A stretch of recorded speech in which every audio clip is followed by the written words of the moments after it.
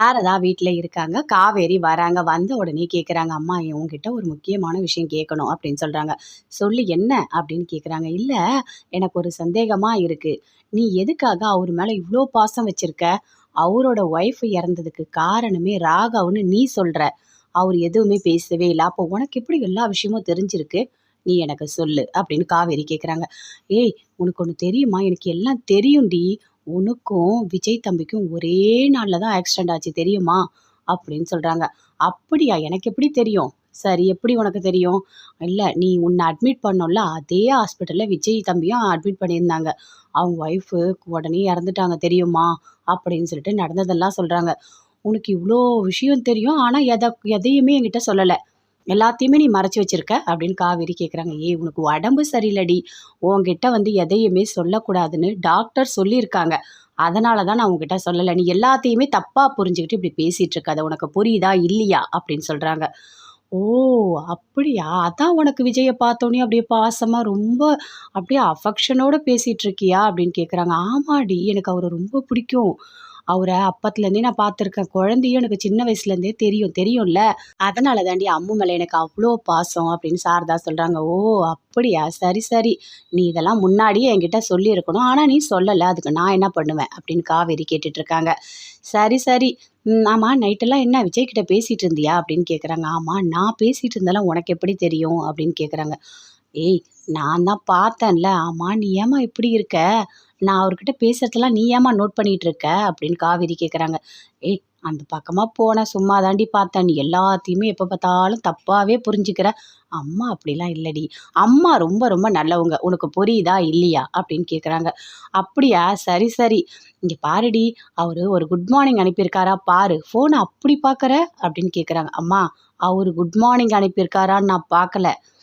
இதில மெசேஜ் வந்திருக்கு. எல்லாருக்கும் எப்ப எக்ஸாம் டேட் பார்த்துட்டு இருக்கேன்" அப்படின்னு சொல்றாங்க. "ஓ! அப்படியா? சரி, சரி. ஆமா, நீ எதுக்கு அவரு வந்து எனக்கு குட் மார்னிங் அனுப்பணும்னு நீ நினைக்கிற?" அப்படின்னு காவேரி கேட்குறாங்க. "ஏய், அந்த தம்பி நல்ல தம்பிடி. அதெல்லாம் குட் மார்னிங்லாம் சொல்லும். நீ வேணா பாரு" அப்படின்னு சாரதா சொல்றாங்க. "அவரு காலையில குழந்தைய ஸ்கூலுக்கு ரெடி ஆகணுன்றப்ப ரெடி பண்ணுவாரா? இல்ல எனக்கு குட் மார்னிங் அனுப்பிட்டு இருப்பாரா?" அப்படின்னு காவேரி கேட்குறாங்க. "ஏய், அதெல்லாம் அனுப்புவாருடி. நீயும் அவர் அனுப்பலனா என்ன? நீ ஒரு குட் மார்னிங் சொல்லுடி" அப்படின்னு சாரதா சொல்றாங்க. "அம்மா, நீ ஏம்மா இவ்ளோ மோசமா மாறிட்ட? நீ நல்லா தானே இருந்த. அவர்கிட்ட நான் பேசணும் பேசணும் நீ ஏம்மா துடிக்கிற? எனக்கு ஒண்ணுமே புரிய மாட்டுது" அப்படின்னு காவேரி சொல்றாங்க. "ஏய், அதுக்காக சொல்லலடி. அந்த தம்பி ரொம்ப நல்ல தம்பிடி. அதுக்காக தாண்டி நான் சொல்றேன். சரி, சரி. ஒரு குட் மார்னிங் அனுப்பு. சரியா?" அப்படின்னு சொல்லிட்டு சாரதா போறாங்க. அதே மாதிரி கொஞ்ச நேரம் கழிச்சு குட் மார்னிங்ன்னு அப்படியே மெசேஜ் வருது. அப்படியே வாய்ஸ் நோட் கேட்குறாங்க. கேட்டுட்டு அப்படியே காவேரி சிரிக்கிறாங்க. அவங்களும் குட் மார்னிங்ன்னு அனுப்புறாங்க. விஜய் பார்க்குறாரு. பார்த்த உடனே ரொம்ப சந்தோஷப்படுறாரு. அம்மா சொன்னா மாதிரியே அவர் குட் மார்னிங் அனுப்புறாரு. ஒண்ணுமே புரியலையே அப்படின்னு காவேரி அப்படியே ஃபோன பார்த்து பயங்கரமா சந்தோஷப்பட்டுட்டு இருக்காங்க. அப்படியே போறாங்க.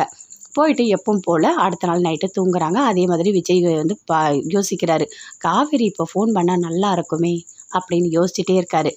காவேரி இங்கேருந்து யோசிக்கிறாங்க. விஜய்க்கு ஃபோன் பண்ணா நல்லாயிருக்கும். சரி, நம்ம மெசேஜ் ஒண்ணு போட்டு கேட்கலாம். அவரு ஃப்ரீயா இருக்காரா இல்லையான்னு தெரிஞ்சுக்கிட்டு அதுக்கப்புறம் நம்ம ஃபோன் பண்ணலாம் அப்படின்னு யோசிக்கிறாங்க.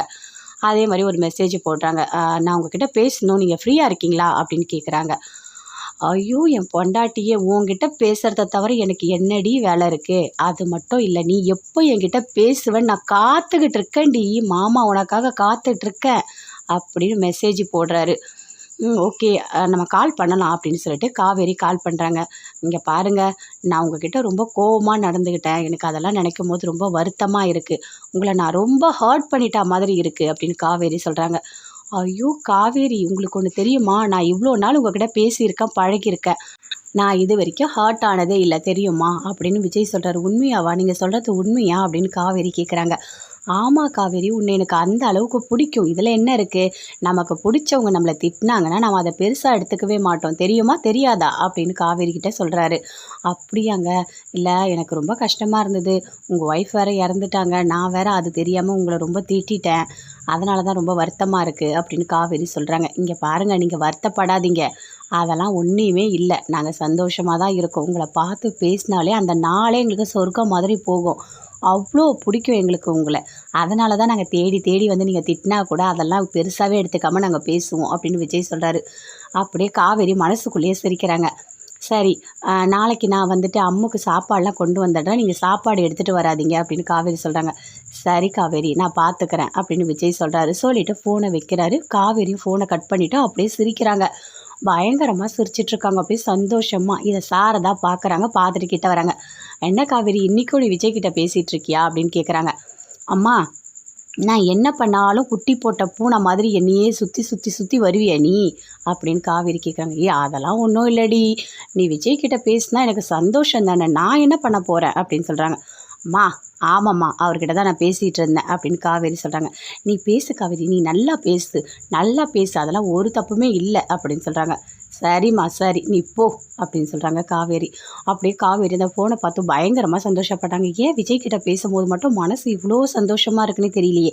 அப்போ ஏதோ தப்பாக இருக்குது, என் மனசுக்குள்ளே அவர் இருக்காருன்னு நான் நினைக்கிறேன். நான் தான் அதை மறைக்கிறனோ. என் மனசு முழுக்க அவர் வந்துட்டா மாதிரி தான் இருக்குது. அவரோட ஒய்ஃப் உயிரோடு இருக்காங்கன்னு இருக்கும்போது பெருசாக தெரியல, ஆனால் அவங்க இறந்துட்டாங்கன்னும் போது என்னோட மனசு அவர் தான் நோக்கி போகுது. அதுதானே உண்மை. நான் எதுக்காக மறைச்சிட்ருக்கேன் அப்படின்னு சொல்லிட்டு காவேரி தானாகவே யோசிச்சுட்ருக்காங்க. ஃபோனை கட் பண்ணோடனே விஜய் பயங்கரமாக சந்தோஷப்படுறாரு. அப்பா, என் பொண்டாட்டிக்கிட்ட நான் பேசிட்டேன், நைட்டு நான் பேசிட்டேன், அது போதும், ரொம்ப ரொம்ப ரொம்ப சந்தோஷமாக இருக்கேன். அம்மோ, நான் பயங்கரமாக அப்பா சந்தோஷமாக இருக்கேன். அம்மா இப்போ என்கிட்ட கால் பண்ணி பேசினாங்க தெரியுமா. சீக்கிரமாகவே அம்மாவோட மனசை மாற்றி நாம் 3 பேரும் சேர்ந்து ஒரே வீட்டில் சந்தோஷமாக வாழப்போகிறோம். அது ரொம்ப ரொம்ப சீக்கிரமாகவே நடக்க போகுது அப்படின்னு விஜய் சொல்கிறாரு. அப்படியே அம்மு வந்து தூங்கிட்டே இருக்காங்க. விஜய் அப்படி நினச்சி பார்க்குறாரு. காவேரியோட பேசுனது, பழகினது, கல்யாணம் பண்ணது எல்லாத்தையுமே நினச்சி பார்க்குறாரு. பயங்கரமாக சந்தோஷப்படுறாரு. காவேரி, எப்போ காவேரி நீ வரப்போகிற? எவ்வளோ சீக்கிரமாக நம்ம ஒன்றா சேர போகிறோம். எத்தனை வருஷம், 5 வருஷமாக பிரிஞ்சிருக்குமே. சீக்கிரமாக மனசு மாறி நீ என்ன கல்யாணம் பண்ணிக்கோ, சரியா அப்படின்னு விஜய் அப்படி சந்தோஷமாக நினச்சிட்டு படுத்துட்ருக்காரு. காவேரி போகிறாங்க, போயிட்டு படுத்துட்ருக்காங்க. அங்கே சாரதாவும் இருக்காங்க. ஆனால் காவேரி தூங்கவே இல்லை. அப்படி தானாகவே சிரிக்கிறாங்க, திரும்பி திரும்பி படுக்கிறாங்க, தூக்கமே வரல. இது எல்லாமே சாரதா பார்க்குறாங்க. ஏய், என்னடி பண்ணிகிட்ருக்க? சும்மா திரும்பி திரும்பி படுத்துட்ருக்க, உன்னால் என்னாலேயும் தூங்க முடியல, ஒழுங்காக லைட் ஆஃப் பண்ணிவிட்டு தூங்கு அப்படின்னு சாரதா சொல்கிறாங்க.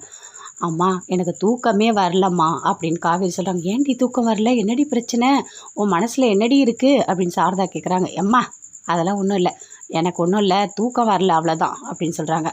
சரி சரி சரி, நான் லைட் ஆஃப் பண்ணிட்டு தூங்குறேன் அப்படின்னு சாரதா தூங்குறாங்க. காவேரியே பார்த்துட்ருக்காங்க. காவேரி தானாக சிரிக்கிறாங்க, திரும்பி திரும்பி படுக்கிறாங்க. இதெல்லாம் சாரதா பார்த்துட்டு ரொம்ப சந்தோஷப்பட்டாங்க. அப்பா, ஒரு வழியாக விஜய் வந்து காவேரியோட மனசில் வந்துட்டா மாதிரி தான் இருக்குது. அதனால தான் அவளுக்கு தூக்கம் வரல போல இருக்குது. தம்பிக்கிட்ட பேசுனதுனால அவள் அதையே நினச்சிட்ருக்கா மாதிரி இருக்குது. ஒரு வழியாக மனசு மாறினா அது போதும். என்னோடய பேத்தியை நான் என் கூடவே வச்சுக்கணுன்னு ஆசைப்பட்றேன். குழந்தைய குளிக்க வைக்கல, சாப்பாடு ஊட்டல, எதுவுமே நான் இப்போ அந்த கடவுள் எனக்கு அந்த வாய்ப்பை கொடுக்கல. இனிமேவாது என்னோடய பேத்தியை நான் தங்கம் மாதிரி வளர்க்கணுன்னு ஆசைப்பட்றேன். கடவுளே, சீக்கிரமாக காவேரியோட மனசை மாற்றி விஜய்க்கு கல்யாணம் பண்ணி வச்சிரு. அப்போ தான் என் பேத்தி என்கிட்ட வருவா. நான் நல்லபடியாக என் பேத்தியை வளர்க்கணும். என் பேத்தியை நான் பார்த்துக்கிட்டே இருக்கணும். அவளுக்கு பிடிச்சதெல்லாம் செஞ்சு போடணும்னு எவ்வளோ ஆசை இருக்குது எனக்கு அப்படின்னு சாரதா நினச்சிக்கிட்டே தூங்குறாங்க. காவேரி நினைக்கிறாங்க, ஐயோ என்னாச்சுன்னே நமக்கு தெரியலையே, தூக்கமே வரமாட்டேது, எவ்வளோ நேரம் தான் திரும்பி திரும்பி படுக்கிறது, ஒன்றுமே புரியலையே, ஏன் இப்படி தூக்கம் வராமல் இருக்குது அப்படின்னு சொல்லிட்டு காவேரி பயங்கரமாக யோசிச்சுட்ருக்காங்க.